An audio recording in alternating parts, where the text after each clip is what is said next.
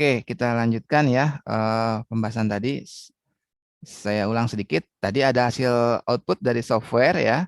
Ada hasil output dari software. Saya sedang menjelaskan output yang paling atas ya. Ini di apa namanya di summary-nya, summary outputnya ya. Yang pertama adalah bagian regression statistics. Tadi dijelaskan yang pertama multiple R ya atau R berganda gitu lah ya. Jadi maksudnya apa? Ini kalau variabel X-nya lebih dari satu, ini adalah koefisien korelasi berganda. Ya, tapi kalau dia X-nya cuma satu, dalam contoh latihan kita kan tadi X-nya cuma satu, maka ini adalah koefisien korelasi. Hasilnya 0,7. Ingat, dalam koefisien korelasi tafsirannya adalah dari 0 sampai dengan 1 gitu ya. Positif maupun negatif. Semakin mendekati 1, positif maupun negatif, berarti koefisien korelasinya semakin kuat. Hubungannya semakin kuat, hubungannya semakin erat. Kalau koefisien korelasi 1, positif maupun negatif, berarti hubungannya sempurna. Gitu. Sedangkan kalau koefisiennya misalnya 0, berarti nggak ada korelasi kalau 0. 0 berarti nggak ada korelasi. Ya, ini hasilnya 0,7. 0,7 kan ya lumayan mendekati 1 kan ya. Berarti ini hubungannya cukup erat gitu. Nah, yang berikutnya R square. R square adalah koefisien korelasi. Koefisien korelasinya kita kuadratkan atau dikenal dengan istilah koefisien determinasi. Ya, ada koefisien determinasi atau koefisien penentuan. Nah, itu kalimat lainnya, istilah lainnya ya. Ini diperoleh dari 0,7 ini dikuadratin hasilnya 0,49 sekian. Ini menjelaskannya dalam bentuk persen. Jadi 49% dari investasi ya ini bisa dijelaskan oleh tingkat suku bunga gitu ya. 49% ya udah gede lah ya, separohnya. Separuh dari investasi itu dijelaskan oleh tingkat suku bunga gitu ya. Ini udah mantep, keren gitu ya. Nah, tadi ada adjusted R square itu kalau misalnya variabel bebas kita lebih dari satu lah. Lebih disarankan kita menggunakan yang adjusted ya, yang di adjust atau disesuaikan. Standar error ini digunakan untuk melakukan pengujian hipotesis ya. Observation berarti jumlah data kita ada berapa? 10. Nah, yang berikutnya output luaran ANOVA. ANOVA itu analysis of variance ya, analysis of variance atau analisis ragam. Ini bacanya DF ini adalah degree of freedom atau derajat bebas ya. Ada degree of freedom regression, ada degree of freedom residual, ada degree of freedom total. Ini semua untuk mendapatkan nilai F-nya. Di modul tuh ada nanti kan sum square regression, ada sum square residual, ada sum square total, mean square, MS itu mean square regression, mean square residual, mean square total. Ini semua untuk memperoleh nilai F. Gitu ya, untuk memperoleh nilai F. Ini F tabel, distribusi F atau Fisher. Gitu ya. Sedangkan untuk uji parsialnya memang kita menggunakan T student ya. Itu kalau datanya banyak kita menggunakan namanya di distribusi probabilitas normal ya, di nilai kurva normal. Oke, di sini karena kita karena kita X-nya cuma satu, ya karena X-nya cuma satu, maka uji ANOVA ini bukanlah uji simultan. Perhatikan ya, kalau kalian regresinya berganda, F ini adalah ANOVA ini menjadi uji simultan. Misalnya tadi Y sama dengan beta 0 plus B1 X1 plus B2 X2. Kita menguji nih X1 sama X2 secara bersama-sama ya, secara bersama-sama berpengaruh enggak secara signifikan ke Y secara bersama-sama.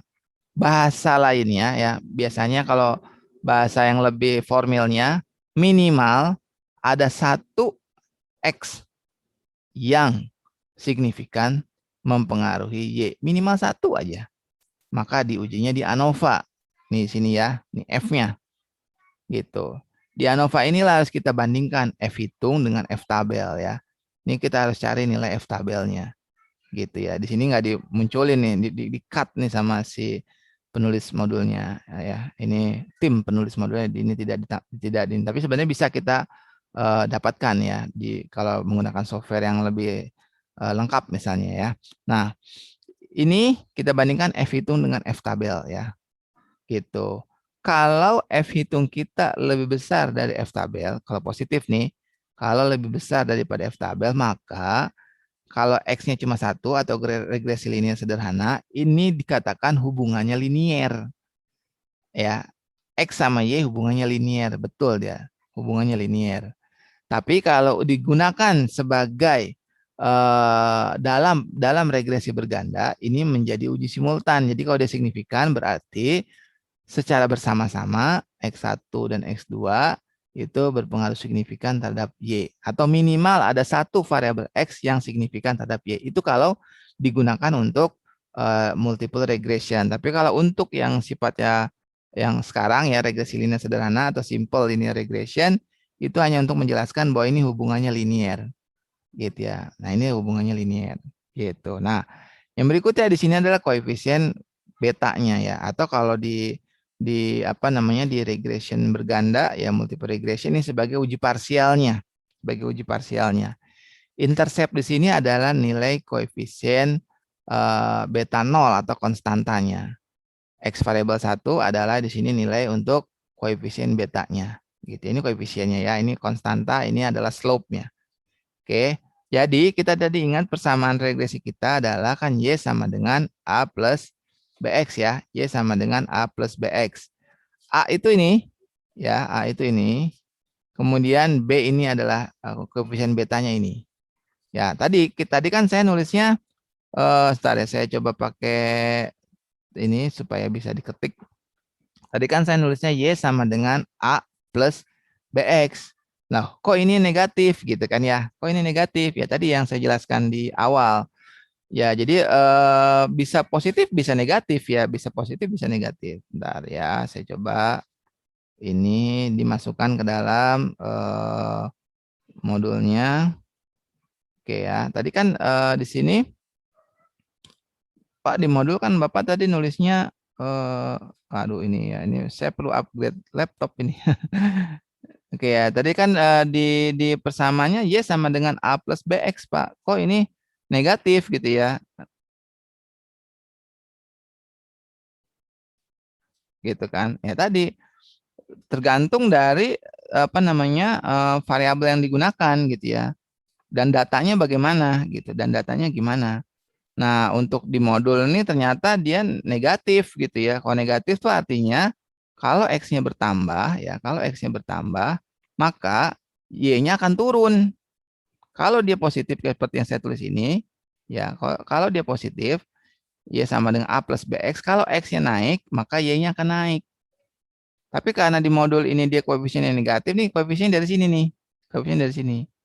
Min 418 gitu ya. Jadi ternyata kalau minus jangan ditulisnya plus gitu. Jadi jangan kalian tuliskan kata Pak Budi Y sama dengan A plus BX. Ya. Karena di sini koefisiennya negatif, bukan positif. Maka persamaannya pun kita tulis Y sama dengan 3538, sekian dikurangi 418,2 X. Gitu ya. Jadi kalau X-nya bertambah satu satuan, maka Y-nya akan turun sebesar segini, 418. Ya ini karena sih saya menduga ini datanya kan tadi yang 1 juta dolar, yang satunya persen. Nah ini kan nggak apa bukan satuan yang sama ya. Jadi kalau kalau pendapat saya perbaikannya adalah harusnya dibikin standardized dulu, dibakukan dulu nilainya. Jadi satuannya menjadi sama, seimbang gitu. Ini kan nggak seimbang, yang satunya juta dolar, yang satunya persen gitu ya. Nah saran saya sih di standardized dulu, dibakukan dulu nilainya. Gitu ya. Jadi di sini persamaannya seperti itu. Ya, jadi Y sama dengan 3838 dikurangi 418 X. Gitu. Nah, si X yang kita punya ini signifikan nggak? Tadi kan apa X itu? Suku bunga kan? Suku bunga signifikan nggak mempengaruhi apa investasi gitu ya? Mempengaruhi nggak? Nah, tadi kalau menghitung-hitung manual sih kita cari dulu nih standar errornya berapa gitu ya. Terus kemudian nanti kita koefisien betanya berapa gitu kan. Kita harus hitung secara manual. Tapi kalau udah menggunakan software, kita cukup hanya melihat ke nilai T statistik atau langsung nilai P value-nya. Sini ya, T statistik atau P value-nya. P value itu artinya nilai P, nilai probabilitasnya. Nah, ini yang kemarin apa namanya di pembahasan sebelumnya ya, kita berbicara distribusi probabilitas normal. Jadi ini untuk bisa membuktikan bahwa ini bisa digeneralisir ke populasi atau H0-nya ditolak dan H1-nya diterima, maka nilai probabilitasnya ini harus di bawah 0,05. Gitu. Cara cepat kita gitu. Ya, oke, your internet connection is unstable. Ya, jadi di sini ternyata nilai p-value-nya adalah 0,02. Berarti kan ini lebih kecil dari 0,05 ya. Berarti keputusannya adalah tingkat suku bunga itu signifikan, berpengaruh signifikan terhadap investasi gitu. Nah, karena ini koefisiennya negatif, maka penambahan tingkat suku bunga akan menurunkan besarnya investasi. Ya, secara signifikan akan menurunkan besarnya investasi gitu. Logis nggak tuh? Saya nggak tahu, cek dulu tuh. Tingkat suku bunga menurunkan investasi bisa sih ya kalau tingkat suku bunga pinjaman kali ya. Nah, kalau menurut saya sih gitu. Kalau tingkat suku bunga pinjamannya naik, orang mau investasi kan jadi mikir-mikir, saya investasi istilahnya apa namanya bunganya tinggi nih gitu kan. Jadi biayanya jadi tinggi, bisa aja logis ke situ ya. Gitu. Jadi dalam hal ini pengaruhnya signifikan. Namun koefisiennya memang arahnya negatif. Jadi kalau si X-nya naik, Y-nya malah turun. Kalau X-nya turun, Y-nya naik. Kebalikannya gitu ya. Beta 0 sebetulnya nggak perlu diterjemahkan juga sih. Ya, bahkan kalau nanti pengen terjemahannya lebih enak, sebenarnya ngelihat yang tanpa beta 0, yang standardized ya. Ini kan yang unstandardized. Kalau unstandardized itu ada koefisien beta 0-nya. Kalau pakai SPSS ada muncul yang standardized. Jadi itu lebih mudah tuh menerjemahkannya kalau yang standardized. Karena standardized itu seperti koefisien korelasi, paling tinggi hanya 1. Gampang itu menerjemahkannya. Ya, tapi saya ngikutin yang ada di sini dulu lah ya. Nah, di sini katanya dengan menggunakan alfa sama dengan 0,05, berarti kita cari nih T-tabelnya. Oh, T-tabelnya 0,05 ini dua arah ya, dua arah. Jadi di kanan dan di kiri diujinya. 0,05 dibagi 2 kan, jadi 0,025. 8. 8 dari mana? 8 itu adalah degree of freedom-nya. N dikurangi 2. N kita ada 10. 10 kurangin 2, 8. Hasilnya ini 2,306. Nah, nilai tes statistik kita kan negatif nih. Ya, nilai tes statistik kita negatif. Berarti kita ujinya di kiri. Ya, ya. Kalau di kiri, berarti dia harus lebih kecil dari min T tabelnya. Ini kan 2,306 ya. Ya, kan di arah di kiri berarti kan min 23,06. Jadi kalau di kanan dia positif 2,306. Kan nilai T kita di sini kan negatif nih, berarti kita uji di kiri. Ya, di kiri. Jadi dia harus lebih kecil dari min 2,3. Ini kan min 2,7 lebih kecil dong dari min 2,3. Jadi H0-nya ditolak gitu. Tapi kalau teman-teman pusing, aduh Pak pusing Pak, kiri apa kanan gitu ya, udah aja lihat ini p-value-nya. Ya, nilai p-value-nya di sini lebih kecil dari 0,05 ya, 0,02 lebih kecil dari 0,05. Artinya ini bisa digeneralisir di populasi bahwa tingkat suku bunga itu berpengaruh dalam hal ini ya, berpengaruh negatif dan signifikan terhadap investasi gitu ya. Gitu. Jadi ini apa namanya keputusan hipotesis seperti itu. Nah, bisa juga kita tadi memprediksi kan ya, linear prediktif. Tadi kan persamaannya ini, Y sama dengan 3538 kurangi 418X. Ini bisa memprediksi misalnya, oh kalau tahun besok misalnya kita suku bunganya 4,5%, berapa ya investasi yang masuk? Nah ini gitu, tinggal masukin aja ke dalam persamaannya. Gitu, jadi 4,5 ini masukin ke dalam X-nya. Jadi 4,5 dikalikan 418, nanti yang konstantanya dikuranginya. Ya hasilnya ini. Jadi katanya kalau tingkat suku bunga tahun depan misalnya 4,5%, kita memprediksi bahwa besarnya investasi 1655,94 juta dolar gitu ya. Ini adalah prediksi kita. Seberapa besar nih tingkat keyakinan prediksi kita? Ya tadi balik lagi ke koefisien determinasi. Koefisien determinasi tadi kan segini ya. Nih ya 49% kan. Nih. Jadi ya ketepatan peramalan kita lah, ketepatan peramalan kita mengacu kepada data yang ada itu 49%. Kita yakin 49%. Tahun depan kalau suku bunganya 4, berapa persen tadi, 4,9% atau 4,5%, maka investasi akan tercapai sekian juta dolar gitu ya. Ya, jadi semakin bagus R square-nya berarti ketepatan prediksi kita semakin bagus gitu ya. Jadi kalau R square-nya kecil ya berarti kan rendah dia kemampuan prediksinya. Saya pernah, kalau nggak salah, pernah ngasih contoh deh, kalau misalnya saya bilang, guys, ntar jam 10 ini loh, hujan loh, bakal hujan deras misalnya gitu. Kata siapa Budi? Ya feeling saya aja, misalnya gitu. Ya feeling saya aja. Nah teman-teman kan apa, belum tentu langsung percaya kan? Saya bilang begitu. Bawa jam 10 kalian kalau kemana-mana bawa, kalau yang bawa motor bawa jas hujan ya. Kalau yang itu misalnya bawa payung ya gitu. Kalau saya ditanya dari mana Pak Budi, oh, feeling saya aja sih. Nah, teman-teman kan belum tentu mau mempercayai prediksi saya. Tapi kalau saya bilang misalnya, oh ya saya dari ini nih, dari data BMKG terbaru nih, saya baru download nih ya, nih saya share screen nih datanya. Jadi diperkirakan jam 10 pagi ini akan turun hujan misalkan deras di wilayah Bogor ya. Oke, ya berarti kan teman-teman, oh ya gitu Pak ya. Nah, itu ketepatan prediksinya berapa misalnya? Oh ya 49%. Oke. Bawa nggak ya? Bawa aja deh daripada ntar hujan gitu lah ya. Gitu ya. Kurang lebih kayak gitulah. Jadi itu digunakan untuk memprediksi. Ini kan makanya lebih rumit dibandingkan korelasi kan. Kalau korelasi sifatnya mengukur tingkat keratan hubungan, tapi kalau regresi kita bisa memprediksi berapa sih Y-nya kalau X-nya sekian gitu ya, seperti itu. Dan tentu saja nilai X-nya harus berada dalam rentang nilai data yang kita miliki gitu ya. Oke, ini ya ini tinggal dibaca aja lah teman-teman yang lainnya. Ini kan R square tadi udah saya jelasin kan. R square. Tadi ini salah ya, bukan 75% ya. Ini yang betul adalah yang R square. Ini kan R-nya tadi adalah 0,7 0,7. Terus R square-nya atau koefisien determinasinya tadi berapa? 0,49 kan. Oke, ini dia 0,75 katanya. Salah salah tulis kayaknya ya. Oke, terus nah ini kalau mau hitung-hitung manual ya tadi ya, sum square total, sum square regression tadi tuh yang barusan. Nih yang sini nih. Ini kalau kita mau ngitung manual. Ya, saya pernah bikin konten di YouTube ketika lagi serius tuh ya, saya bikin apa namanya, cara menghitungnya. Akhirnya lumayan rumit juga gitu ya. Nah, ini ya di sini nih. Jadi ini nih. Nah, ini SS ini sum square regression, SSR ya. Ini sum square residual atau SSE, sum square total, ini mean square regression, mean square residual, mean square total gitu ya.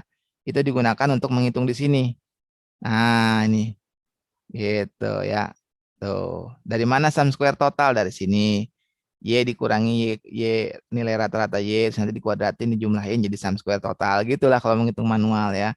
Sum square regression dari mana? Dari Y duga, Y hat, kan ada penduganya tuh. Dikurangi nilai Y ratanya, terus nanti dikuadratin, dijumlahin gitu. Ada sum square error dari residualnya. Ya, dan seterusnya. Nanti ini baru bisa kita gunakan untuk menghitung nilai koefisien determinasinya. Kan lumayan ya, panjang. Gitu. Ya, itu ini juga rumusnya. Nah, ini juga dijelasin bahwa ada baiknya menggunakan adjusted R square. Saya setuju sama statement ini ya. Gitu. Apalagi ketika variabel independennya ditambahkan tuh. Ya, nilainya umumnya sih nilai R square itu umumnya naik ya, bertambah semakin bertambah variabel bebasnya semakin bertambah, biasanya R square biasanya nambah. Tapi nggak selalu, tapi umumnya sih bertambah R square-nya. Gitu ya. Maka lebih tepat digunakan yang adjusted gitu ya, adjusted R square gitu. Oke, nanti ada satu jenis regresi lagi. Ini menurut saya juga bagus ya, regresi dummy. Jadi regresi linear dengan dummy. Dummy itu ada kategorinya gitu ya. Ada kategorinya. Misalkan dia, nah ini contohnya saham biasa. Nah, apakah dia saham biasa atau bukan, atau saham preferen gitu ya. Atau dia perusahaannya go public atau tidak, itu gitu ya. Pak, Itu maaf kan, slide-nya hilang, Pak. oh slide-nya hilang, sorry. Iya. Oke, untung diingetin. Bentar, dulu. Bapak maaf slide-nya nggak ada. Iya, oke. Tadi sampai di mana tuh yang mulai hilang? Yang sum square regression tadi udah ya? Masih ada ya? Nih saya ini dikit deh. Oke, tadi ya. Jadi Ini kalau rumus-rumus ini ya, ini kan nih. Rumus-rumus ini ya, kan ada sum square total, sum square regression, sum square error. Itu kan tadi kan muncul tuh di output software. Dari mana ini? Ya ini caranya seperti ini. Misalnya sum square total, cara ngitungnya gini. Ini bakal panjang nih, bisa 2 pertemuan kita ketemu di kelas nih barangkali ya, baru bisa enak ngejelasinnya. Kalau via online memang agak-agak ini. Tapi saya pernah bikin satu konten ngitung manualnya. Ya, nanti teman-teman bisa lihat ya, atau nanti linknya saya bisa share lah di Google Classroom. Jadi di modul ini dia cenderung tidak terlalu dibahas karena memang bakal banyak pembahasannya. Makanya tadi dibahas langsung dari output kan, output Excel ya. Itu sebenarnya ini semua untuk memperoleh koefisien yang tadi, koefisien-koefisien kunci kan, dari koefisien korelasinya berapa, ya R square ya berapa gitu ya. R square itu kan untuk menjelaskan berapa besar sih kemampuan dia menjelaskan atau ketepatan prediksinya lah ya, seperti itulah, bolehlah disimpulkan seperti itu. Nah, kemudian kalau dia dikuadratin kan tadi nilai korelasi dikuadratin menjadi koefisien determinasi. Seberapa besar variabel X kita mampu menjelaskan variabilitas dari Y-nya. Atau seberapa besar sih ketepatan prediksi kita gitu. Tadi kan 0,49 hasil kita, berarti kita ketepatan prediksi kita dari data yang ada ya 49%. 49% dari investasi itu dijelaskan oleh dijelaskan oleh apa tadi, tingkat suku bunga ya dari situ. Oke, terus kemudian di modul sebenarnya ada pembahasan tentang regresi linear dengan variabel dummy. Nah, variabel dummy itu variabel X-nya ada yang dummy. Kalau tadi kan misalnya tingkat suku bunga ya, kan persen tuh, persen 7%, 4%, 5%, kan itu numerik kan, numerik. Masih ingat barangkali teman-teman akan ada skala pengukuran data kan, ada yang metrik, ada non metrik ya. Metrik ada terdiri dari interval dan rasio. Kalau non metrik ada nominal, ada ordinal. Tuh ingat pertemuan-pertemuan pertama tuh kita tuh pernah saya bahas tuh. Variabel kualitatif ada variabel kuantitatif kan. Kalau variabel kualitatif dicirikan bilangan itu yang sebagai kode kan ya, sebagai coding aja. Pria 1, wanita 2, saham preference 1 misalnya ya. 0 saham biasa misalnya gitu. Go public 1, yang non go public misalnya 0. Seperti itu ya. Jadi memang jika ada variabel bebas kita yang seperti itu, yang kategori ya, yang non metrik, maka regresinya menjadi regresi dengan variabel dummy gitu ya. Jadi dummy-nya gitu ya. Ini misalnya di modul disebutkan katanya ada saham biasa, ada saham preference gitu. Nah, kemudian gimana cara mengerjakannya? Ya, ini sepertinya kita akan bahas di sesi berikutnya ya. Ini sekilas seperti itu. Nah, ini contohnya aja, X1 deposito, 0 lainnya gitu ya. Atau di sini obligasi, saham, deposito. Ya, jadi ada namanya dengan dummy ya. Nanti kita akan bahas insya Allah di sesi selanjutnya deh ya. Atau mungkin nanti dibuatkan videonya lah. Seperti biasa kita supaya ada combine antara sinkron dengan asinkron. Oke, mungkin silakan, mungkin ada yang mau ditanyakan teman-teman, apabila ada yang kurang jelas atau jangan-jangan atau saya berharap sih semuanya bisa lah dipahami. Ini kan ada rekamannya nih, nanti saya insya Allah diuploadkan lah ya rekaman, aja di bagian yang lupa tadi atau terlewatkan bisa menyimak kembali rekaman yang tersedia gitu ya. Ini saya stop recording terlebih dahulu. Terima kasih.